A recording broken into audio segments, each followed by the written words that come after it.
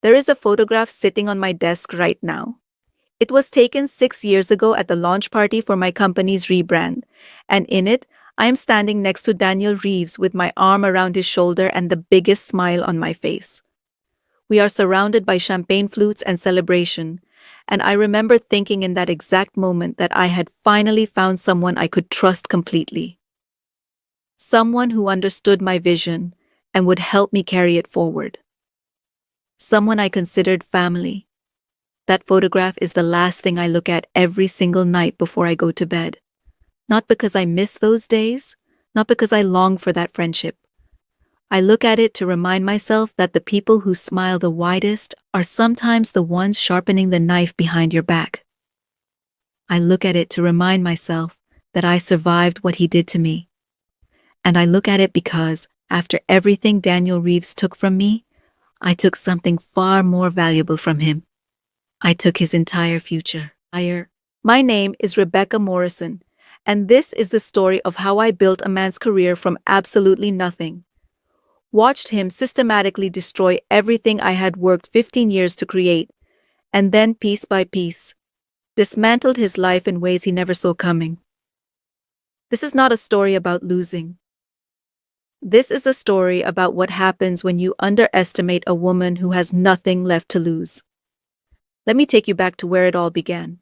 I started my marketing consultancy firm, Morrison Creative Solutions, in a cramped one-bedroom flat in East London when I was 27 years old. I had no investors, no connections, and no safety net. My father had passed away the year before, leaving behind more debt than inheritance, and my mother was battling early-onset dementia in a care facility I could barely afford.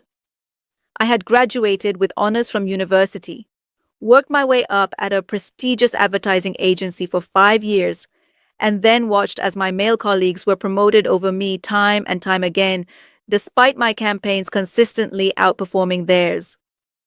So I did what terrified women have been doing for centuries.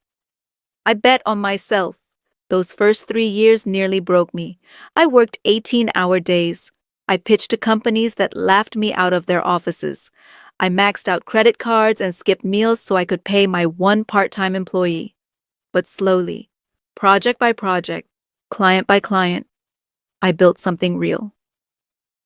By the time I was 35, Morrison Creative Solutions had grown into a respected boutique agency with 22 employees, a sleek office in Shoreditch, and a client list that included 3 Fortune 500 companies. I had done the impossible. I had built an empire from nothing. And then I met Daniel Reeves. It was a rainy Tuesday afternoon in November 8 years ago now. I was grabbing a quick coffee at the cafe downstairs from my office when I noticed him sitting alone at a corner table, nursing what looked like the same cup of tea for hours. He was thin, almost gaunt, wearing a suit that had clearly seen better days. But what caught my attention was what he was doing. He had a laptop open and was furiously taking notes from what appeared to be marketing textbooks. There was something in his intensity, his focus, that reminded me of myself during those early years. Against my better judgment, I approached him. When he looked up, I saw exhaustion in his eyes but also hunger. He was 26 years old, recently made redundant from a junior position at a failing startup, and he was teaching himself everything he could about marketing and business development in hopes of landing another job. He told me he had sent out over 100 applications in the past 3 months and received exactly 4 interviews, none of which led anywhere. He was 3 months behind on rent. He was running out of options. I do not know what possessed me in that moment. Maybe I saw myself in him. Maybe I remembered all those people who had refused to give me a chance and wanted to be different. Or maybe I was just tired of watching talented young people fall through the cracks of a system designed to favor those who already had everything. Whatever the reason, I handed him my business card and told him to come to my office the following Monday. That single decision would eventually cost me everything. Daniel started as an unpaid intern, but I quickly realized he was far more capable than his circumstances suggested. He absorbed information like a sponge, worked longer hours than anyone else in the office, and had an almost unsettling ability to read people and tell them exactly what they wanted to hear. Within 3 months, I promoted him to junior account executive. Within a year, he was managing his own small portfolio of clients. Within 3 years, he had become my right hand. I mentored him in ways I had never mentored anyone before. I taught him everything I knew about building client relationships, about strategic positioning, about the delicate art of turning a company's weakness into its greatest marketing strength. I introduced him to my network, vouched for him at industry events, and defended him fiercely when senior colleagues questioned why I was investing so much in someone so inexperienced. But I did more than just advance his career. I became his family. Daniel's background was troubled, something I learned gradually over late nights in the office and weekend strategy sessions. His father had abandoned the family when he was 7. His mother had struggled with addiction and passed away when he was 19. He had bounced through foster homes and temporary accommodations, scraping his way through community college before finally getting that first job at the startup that had discarded him so carelessly. He had no one, and so I became his someone. I invited him to Christmas dinner at my home when he mentioned he had nowhere to go. I co-signed the lease on his first proper flat when no landlord would take a risk on him. I lent him money for professional development courses and never asked for it back. When he was hospitalized with appendicitis, I was the one who sat by his bedside because there was literally no one else to call. I treated him like the younger brother I never had. And for years, he played the part perfectly. By the time Daniel was 30, I had made him a junior partner at Morrison Creative Solutions. It was an unconventional move that raised eyebrows among my longer-tenured employees, but I believed in meritocracy. He had earned it. He had helped land some of our biggest accounts. He had streamlined our operations and increased our profit margins by 18%. He was, by all measurable metrics, an asset to the company.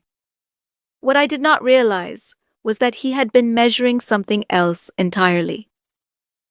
The first sign of trouble came so subtly that I almost missed it. It was about 4 years ago, and I had noticed that Daniel was having more private phone calls than usual. He would step out of meetings to take calls he said were personal, and I respected his privacy because that is what you do when you trust someone completely. I also noticed that he had started arriving earlier than everyone else and leaving later, which I attributed to dedication. I was so foolishly proud of him. Around the same time, a few of our smaller clients did not renew their contracts. This happens in our industry, and I did not think much of it at first. But when I followed up with one of them, a tech startup I had personally onboarded 3 years earlier, the founder said something that stuck with me. He said they had found a company that was a better strategic fit. When I asked which company, he hesitated before saying he would rather not say, as if he was embarrassed or nervous. I let it go because I had bigger accounts to worry about.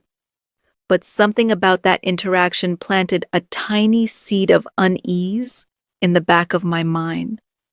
A seed I should have watered immediately. Over the next 6 months, we lost 4 more clients, then 7, then 12. Every single one of them gave vague explanations about budget cuts or changing priorities, but none of them would tell me where they were taking their business.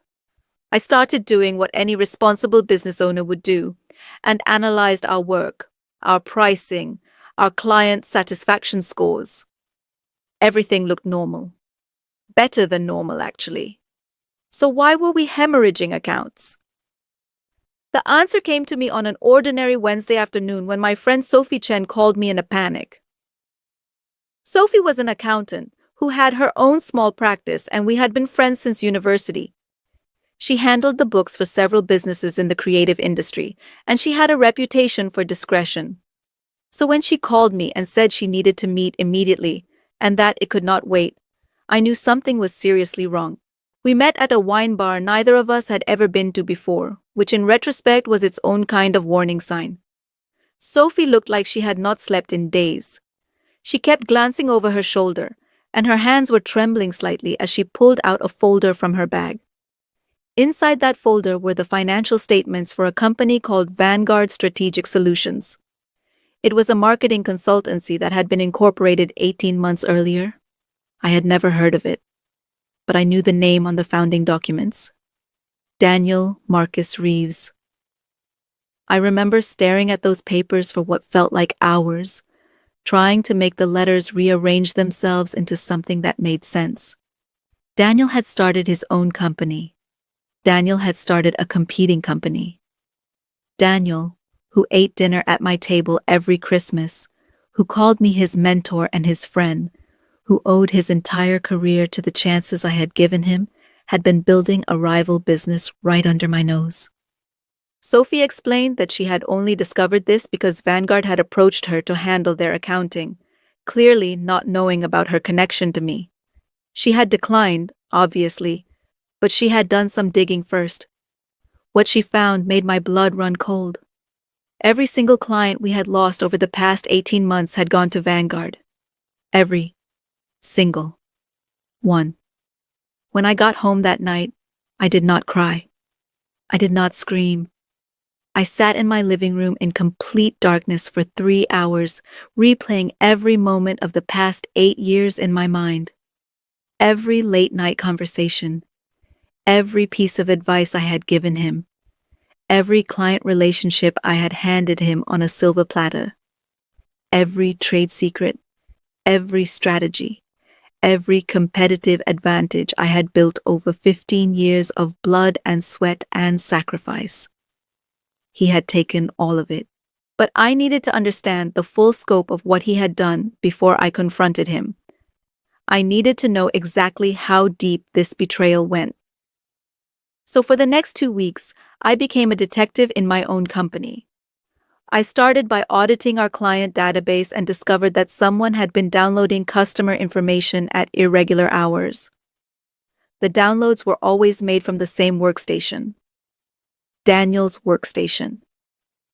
I checked email server logs and found that he had been forwarding confidential documents to a personal email address for over a year. Pitch decks, pricing structures, client briefs, competitive analyses. Everything I had built, everything my team had created, he had been systematically stealing. But that was not the worst of it. I started talking to employees, casually at first, asking how they were doing, if they were happy, if they had any concerns. And slowly, a horrifying picture began to emerge. Daniel had been recruiting my own staff. He had approached at least 7 employees over the past year, offering them significant raises and equity stakes to jump ship to Vanguard once it was more established. 3 of them had already quietly resigned, giving vague reasons about personal matters. The other 4 had been loyal enough to stay, but none of them had told me about his approaches, because Daniel had made them sign informal agreements promising confidentiality. He had turned my team against me while smiling at me across the conference table. But even then, even with all of this evidence mounting, I still was not prepared for what I discovered next. I had been going through old company emails when I stumbled upon a thread from 2 years earlier. It was between Daniel and a senior executive at one of our largest clients, a retail chain that represented nearly 20% of our annual revenue. The email chain started professionally enough, discussing project timelines and deliverables. But then it shifted. Daniel was telling this executive that I was planning to retire within the next year. He said I was burned out and losing my edge. He said the company was in disarray behind the scenes and that he was desperately trying to hold things together. He was positioning himself as the capable successor, dealing with an incompetent, unstable founder. And he was doing this with our biggest client, someone I had wined and dined and built a relationship with for over a decade. I felt physically sick reading those words, but I kept scrolling, and I found more. He had sent similar emails to at least a dozen major clients over the past 3 years, each one subtly undermining my competence and positioning himself as the true brains behind Morrison Creative Solutions. He had been sabotaging my reputation for years. I called Sophie that night and told her everything I had found. She listened in stunned silence, and when I finished, she said something I will never forget. She said that this was not just betrayal. This was premeditated destruction. And she was right. The more I investigated, the more I realized that Daniel had been planning this from the very beginning. Those early years of loyalty and hard work had been a long con. He had studied me, learned everything I knew, mapped out my entire network, and then systematically set about transferring it all to himself while leaving me with the ruins. But I was not ready to confront him yet. Not because I was scared, but because I wanted to understand one more thing. I wanted to know if there was anyone else involved. And that question led me to Vanessa Hartley. Vanessa was a junior designer at my company, only 27 years old and fresh out of design school when I hired her 2 years earlier. She was talented, but quiet, the kind of person who faded into the background at meetings. I had barely exchanged more than a few words with her. But I had noticed something. She and Daniel seemed to have a lot of private conversations. They ate lunch together frequently. And she was one of the few employees who had not been approached to join Vanguard, which struck me as strange given her skill set. One evening, I stayed late and waited until everyone else had gone home. Then I walked over to Vanessa's desk. She looked up at me with something that might have been fear in her eyes. I sat down across from her and said, very calmly, that I knew something was going on. I told her I was not angry at her, but I needed to understand the truth. And I promised that whatever she told me would not affect her employment. For a long moment, she just stared at me. And then she started to cry. The story came out in fragments between sobs. Daniel had seduced her. It had started about a year and a half ago with innocent flirtation, then drinks after work, then something more. He had made her feel special, valued, seen. And then, gradually, he had started asking her to do things. Small things at first. Copy a file here, print a document there. She did not realize what she was doing until she was in too deep. By the time she understood that she was helping him steal from the company, she was terrified. He had made it clear, in that charming way of his, that if she ever said anything, she would be just as culpable as he was. He had emails from her, documents she had accessed, proof that she had been complicit. She would lose her job, her career, everything. So she had stayed silent. And every single day, she had watched him smile at me, shake my hand, call me his mentor, while she carried the weight of what she knew. I sat with Vanessa for 3 hours that night. I listened to everything. And when she was done, I did something that surprised both of us. I hugged her. This young woman had been manipulated by someone far more experienced and ruthless. Yes, she had made terrible choices. Yes, she had helped him steal from me. But she was a victim too, in her own way. And more importantly, she was willing to help me make things right. Over the next month, Vanessa became my inside source. She continued to play along with Daniel, feeding him false information while secretly documenting every conversation, every request, every piece of evidence of his schemes. She was terrified the entire time, but she did it because she wanted redemption. And I promised her that when this was all over, I would protect her. Meanwhile, I was building my case. I hired Marcus Webb, a corporate attorney who had been a friend of my late father's, to review everything I had gathered. Marcus was meticulous and cautious, exactly what I needed. He spent weeks going through financial records, email chains, testimony from employees, and the evidence Vanessa was collecting. When he finally sat me down to give his assessment, his face was grim. He told me I had enough evidence to pursue Daniel for breach of fiduciary duty, theft of trade secrets, tortious interference with business relationships, and potentially fraud. The case was strong, perhaps one of the strongest he had seen in his career. But then he said something that made my heart sink. He said that even with all this evidence, taking Daniel to court would be a long, expensive, and public process. It would drag on for years. It would drain my already depleted resources. And given Daniel's charm and his apparent victim narrative about being the scrappy underdog who built himself up from nothing, there was no guarantee a jury would see things my way. He recommended we pursue a settlement instead, something quiet and private that would make the problem go away. I listened to Marcus's advice, and then I rejected it completely. Because I did not want a settlement. I did not want to make the problem go away. I wanted Daniel Reeves to experience what it felt like to have everything taken from him. I wanted him to know, in every fiber of his being, that the woman he had dismissed and undermined and stolen from was the architect of his destruction. I wanted revenge. But I am not a reckless person. My revenge would be calculated, methodical, and entirely within the bounds of the law. I was going to take him apart piece by piece, and when I was done, there would be nothing left. The first phase of my plan involved information. I knew that Daniel was pitching to land a massive contract with a well-known consumer goods company. This was going to be his breakthrough moment, the project that would establish Vanguard as a serious player in the industry. He had been working on this pitch for months, and from what Vanessa had gathered, he was confident he was going to win. But I knew something he did not know. The CEO of that consumer goods company, a formidable woman named Patricia Okonkwo, was someone I had worked with years ago on a project that never went public. We had stayed in touch over the years, meeting occasionally for coffee and industry gossip.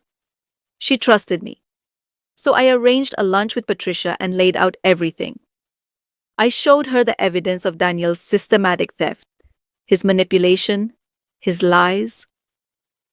I explained that the strategies he was pitching to her were stolen directly from my company's playbook, that the innovations he was claiming as his own were the result of years of work by my team. Patricia listened carefully, asked pointed questions, and then sat back in her chair with the expression I could not quite read. Finally, she said that she appreciated me telling her this. She said she had been impressed by Daniel's pitch, but something had felt slightly off, though she could not put her finger on what. Now she understood. 2 weeks later, Daniel lost that contract. He never knew why. The official explanation was that the company had decided to go in a different direction.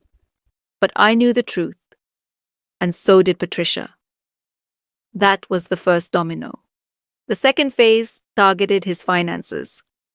Through my research, I had discovered that Daniel had taken on significant debt to fund Vanguard's rapid expansion. He had leased expensive office space, hired staff he could not afford, and bet everything on landing major clients quickly. With that consumer goods contract gone, his cash flow projections were in serious trouble. So I reached out to 2 of his other pending clients, companies I had relationships with from my years in the industry. I did not ask them to drop Daniel or spread rumors. I simply suggested they do their due diligence, perhaps check in with some of his references, ask around about his background and track record.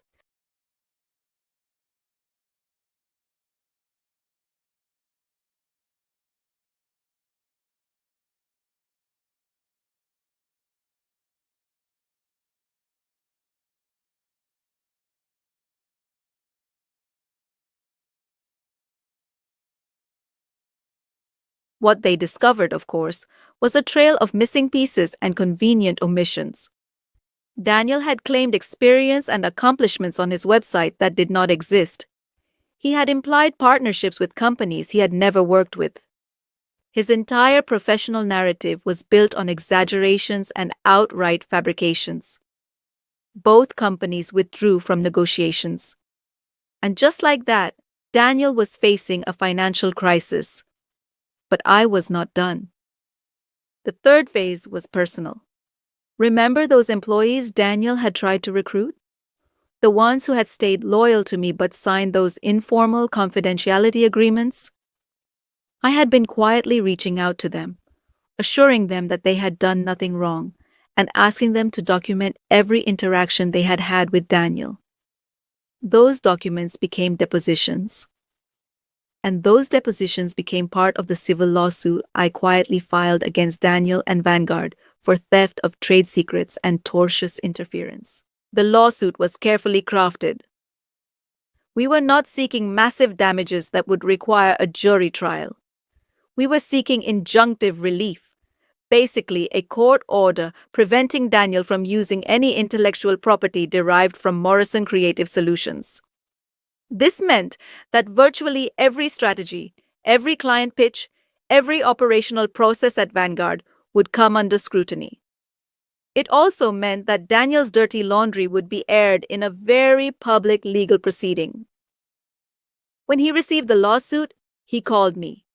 It was the first time we had spoken in months since I had stopped coming into the office and started working remotely while I built my case.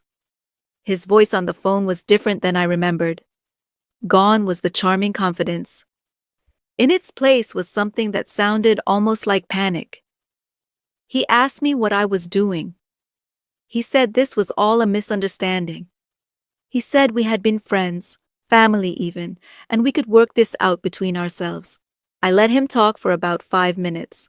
I listened to every excuse, every deflection, every attempt to reframe his systematic betrayal as some kind of entrepreneurial journey I should be proud of. And when he finally ran out of words, I said something very simple. I said that he should have thought about our friendship before he stole my company. Then I hung up. The lawsuit proceeding was brutal for Daniel.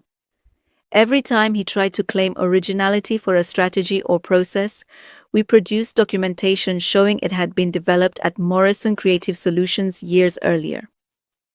Every time he claimed he had built client relationships independently, we produced evidence of him using company resources and my personal introductions to make those connections. But the most devastating moment came when Vanessa took the stand. She told the court everything: the seduction, the manipulation, the threats. She produced text messages and emails showing how Daniel had systematically used her to access confidential information while making her believe it was her own choice. She explained how he had isolated her, made her afraid, convinced her that she was complicit, and therefore could never speak out. The judge's expression as Vanessa testified told me everything I needed to know. Daniel's attorneys tried to paint Vanessa as a disgruntled former lover seeking revenge. But the documentary evidence was overwhelming. And when they finally put Daniel on the stand to defend himself, he made a critical mistake. He lied. Specifically, he claimed under oath that he had never had a romantic relationship with Vanessa, that she was fabricating everything out of jealousy and spite. But we had anticipated this. We had photographs, hotel receipts, and most damningly, a birthday card he had written her that mentioned their relationship in terms that were impossible to misinterpret. When our attorney presented that evidence, I watched Daniel's face turn white. Perjury. He had committed perjury in open court. The judge was not amused. She immediately referred the matter for potential criminal prosecution and issued a preliminary injunction against Vanguard, essentially freezing their operations until the full case could be heard. Daniel left that courtroom a different man than the one who had walked in. His attorneys were whispering frantically to him. His few supporters in the gallery looked shell-shocked.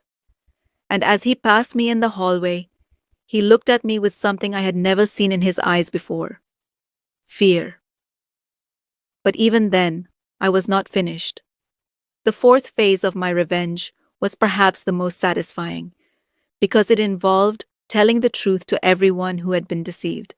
Remember those clients who had left Morrison Creative Solutions for Vanguard? I reached out to every single one of them. not with accusations or legal threats, but with an offer. I offered to share, confidentially, the evidence that had been presented in our lawsuit. I offered to let them draw their own conclusions about the man they had entrusted with their brands and their budgets. Most of them took me up on that offer. The reactions were illuminating. Some were shocked, genuinely having no idea about Daniel's methods. Others were embarrassed, realizing they had been taken in by his charm and his carefully constructed narrative. A few were defensive at first, not wanting to admit they had made a mistake. But one by one, they started leaving Vanguard. Within 6 months of our lawsuit, Daniel had lost 80% of his client base. The remaining clients were small accounts that did not generate enough revenue to keep the lights on. His expensive office had to be abandoned. His staff started resigning as paychecks became irregular. Meanwhile, something unexpected was happening to Morrison Creative Solutions. Our story had become public knowledge within the industry. The lawsuit, the evidence of Daniel's theft, his perjury, his manipulation of a young employee. It was the kind of scandal that gets whispered about at conferences and networking events. And rather than damaging my reputation, as I had initially feared, it was actually enhancing it. People admired how I had fought back. They respected that I had pursued justice through legitimate means rather than stooping to his level. Former clients who had left came back, often apologizing for being misled. New clients sought us out specifically because they wanted to work with someone who had demonstrated such integrity under fire. Within a year, Morrison Creative Solutions was larger and more profitable than it had ever been. But the final chapter of this story belongs to Daniel himself. The perjury charges stuck. The criminal investigation uncovered additional fraud, including falsified financial statements he had used to secure loans for Vanguard. He was charged with multiple counts that could have resulted in significant prison time. His attorneys negotiated a plea deal. He avoided jail, but just barely. The conditions included 5 years of probation, significant financial restitution to both Morrison Creative Solutions and his defrauded investors, a permanent ban from holding any executive position in a company for 10 years, and a public admission of wrongdoing. That public admission was published in the same industry publications that had once featured profiles of his meteoric rise. The same journalists who had praised his entrepreneurial spirit now wrote about his spectacular fall. But even the legal consequences were not the worst of it for Daniel. The worst of it was what happened to his reputation. In our industry, reputation is everything. And Daniel's was completely destroyed. The clients he had courted would not take his calls. The employees who had followed him to Vanguard blamed him for their disrupted careers. The professional network he had carefully cultivated, largely using introductions I had provided, closed ranks against him. He became a cautionary tale. The example people cited when warning about the dangers of trusting someone too quickly. I have heard, through mutual acquaintances, that he tried to start over. He moved to a different city, changed fields, attempted to build something new. But the internet never forgets. Every time a potential employer or partner searched his name, they found the articles about the lawsuit, the perjury, the fraud. The man who had stolen my company was now unemployable in any industry that required trust or integrity. Which is to say, most industries. There is a coda to this story that I feel compelled to share, because it speaks to something I have learned about revenge and justice, and the difference between them. About 2 years after Daniel's legal troubles were resolved, I received a letter.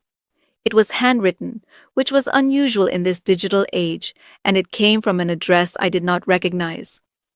But I knew who it was from before I even opened it.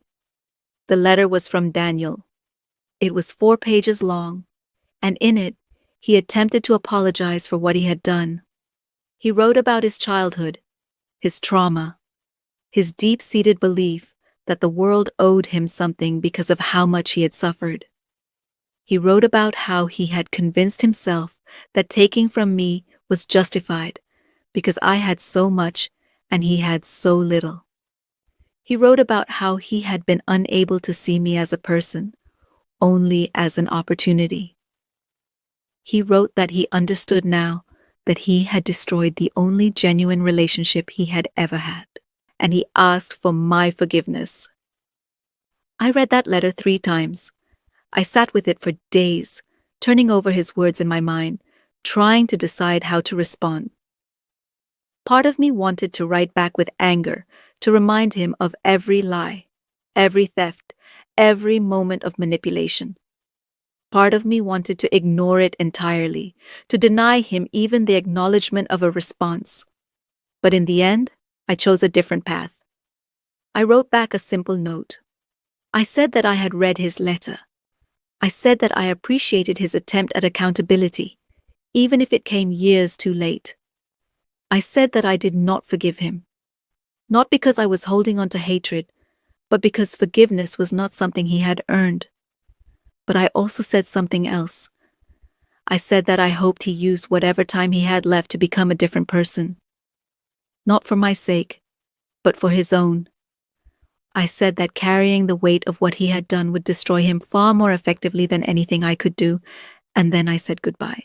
I never heard from him again. Looking back on everything now, I am sometimes asked if I have any regrets. People want to know if I wish I had confronted him earlier, before he could do so much damage. They want to know if I feel guilty about destroying his life in return. They want to know if revenge was worth it. My answer is always the same. I do not regret what I did.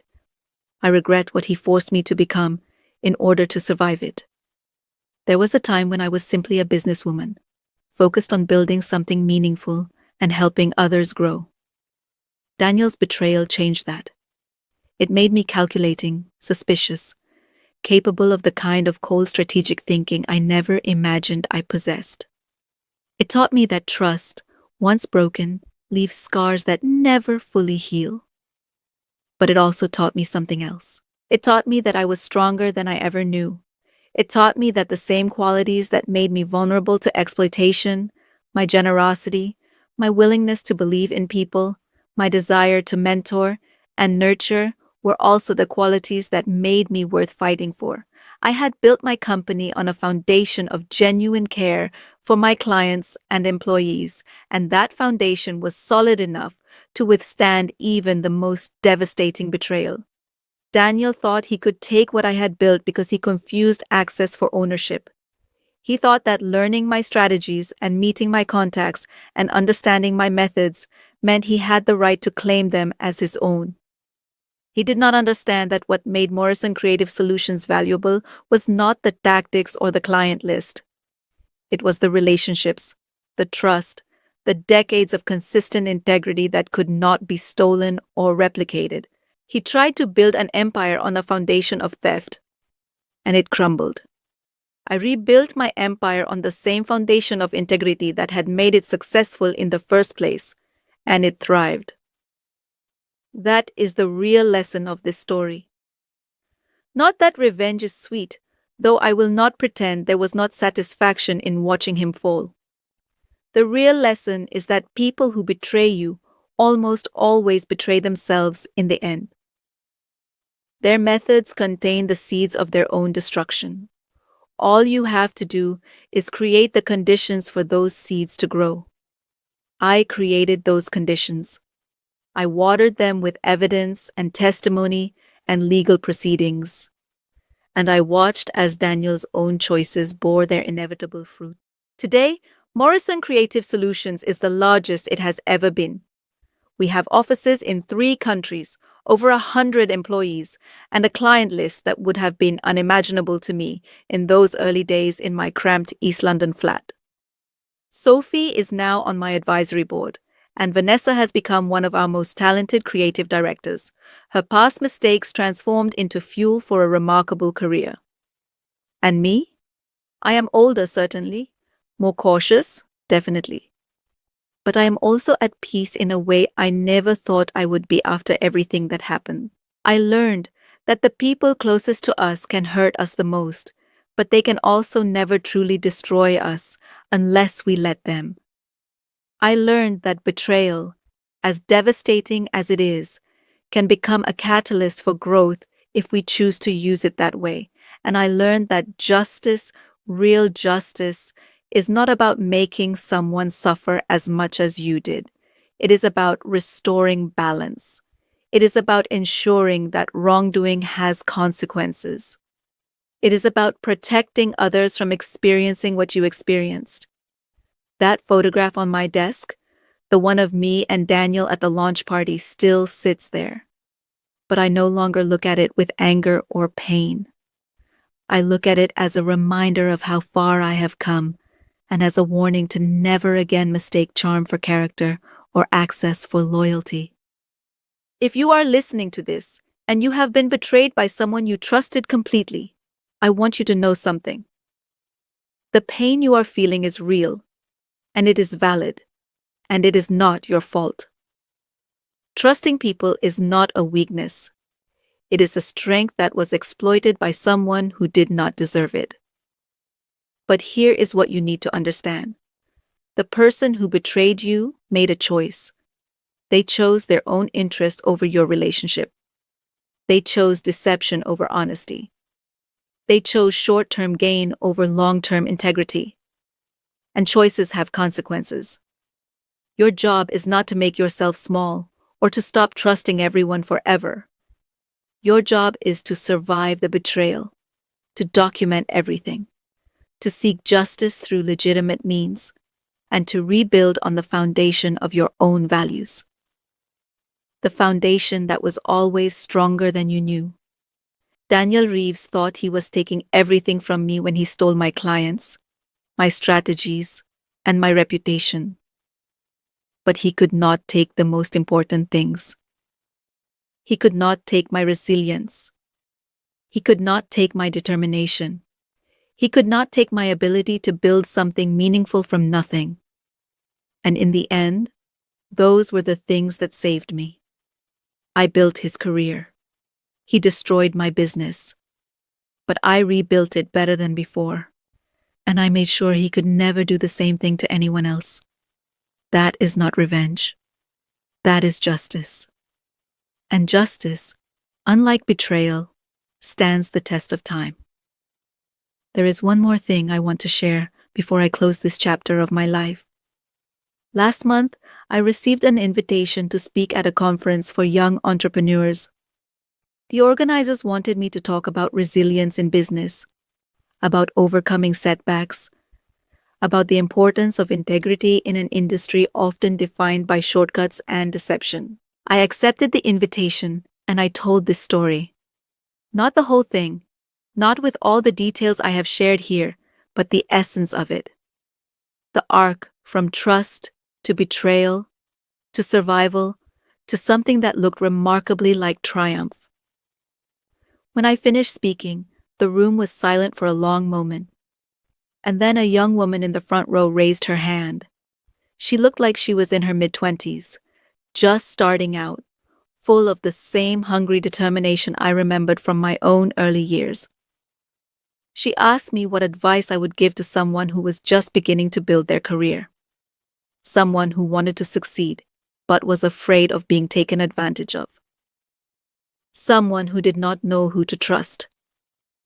I thought about the question for a long time before answering.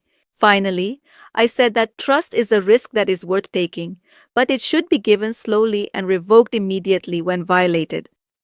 I said to document everything, not because you expect betrayal, but because evidence is power when betrayal comes.